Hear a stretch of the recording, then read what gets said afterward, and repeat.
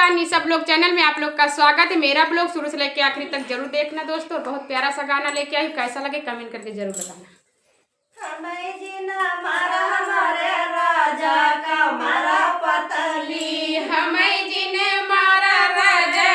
का मारा पतली, हमें जिन हमारा मारे राजा का मारा पतली, हमें जिने मारा राजा का मारा पतली। की दाई राजा सुइया लाया अब की दया राजा सुइया लाया की दाई राजा सुइया लाया अब की दई राजा सुइया लाया वाले सिवाय तो हार कथारी, हमें जिन हमारे राजा का मारा पतली, हमें जिने मारा राजा का मारा पतली, हमें जिन हमारा राजा का मारा पतली, हमें जिने मारा राजा का मारा पतली। पतली की दया राजा मंगरी लाया अब की दया राजा मंगरी लाया की दया राजा मंगरी लाया अब की दया राजा मंगरी लाया वाले तो रब तो हार टगारी,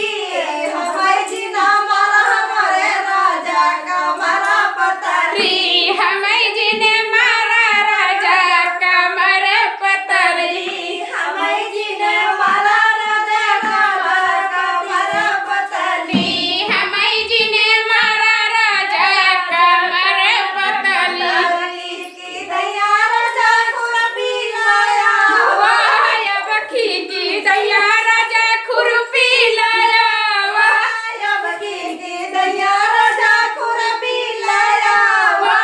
अब की दया राजा खुरपी लाया वाले घोड़ा तो हार जोगारी,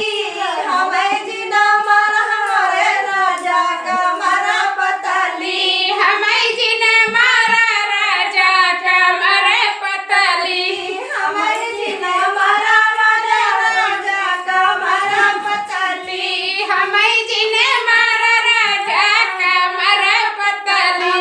की दया राजा कुकुदारी लाया अब की दया राजा कुदरी लाया की दया राजा कुदरी लाया अब की दया राजा कुदरी लाया वाले घोड़ा तो हार बखारी, हमें जिन हमारे राजा का मारा पतली, हमें जिने मारा राजा का मारा पतली,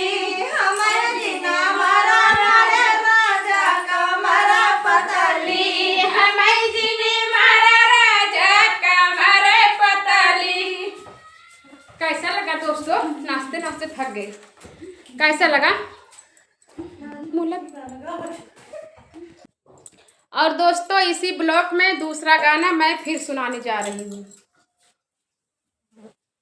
ससुया बड़ी चंचल चिमटा से मारे, ससुया बड़ी चंचल चिमटा से मारे, ससुया बड़ी चंचल चिमटा से मारे, ससुया बड़ी चंचल चिमटा से मारे, चिमटा के मारे ससुरे लगे गईली, चिमटा से मारे ससुर लगे गईनी, चिमटा से मारे ससुरे लगे गईली, चिमटा से मारे ससुर लगे गईनी, ससुरा हरा जतवा चमकी से मारे, ससुर हरा जतवा चिमटा से मारे, ससुर हरा जतवा चमकी से मारे, ससुर हरा जतवा चपकी से मारे, ससुया बड़ी चंचल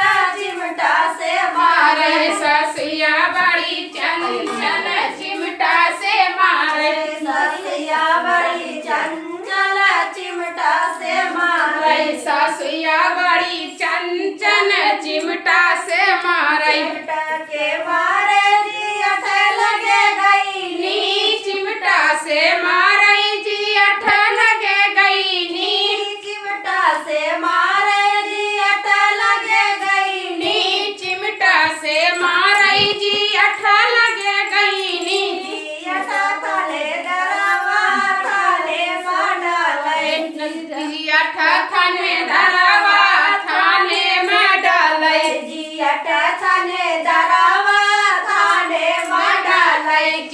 पाठा थाने दरावा थाने में डाले ससुया बड़ी चंचल चिमटा से मारे सासुया बड़ी चंचल चिमटा से मारे के मारे देवर लगे गई चिमटा से मारई देवर लगे गईनी चिमटा से मारे देवर लगे गई चिमटा से मारई देवर लगे गईनी से बजवान ना लड़ावई देवर रंग बजवा नैना लड़ावे से बजवान ना लड़ावई देवर रंग बजवा नैना लड़ावे ससुया बड़ी चंचल चिमटा से मारे सासुया बड़ी चंचल चिमटा से मारे ससुया बड़ी चंचल चिमटा से मारे सासुया बड़ी चंचल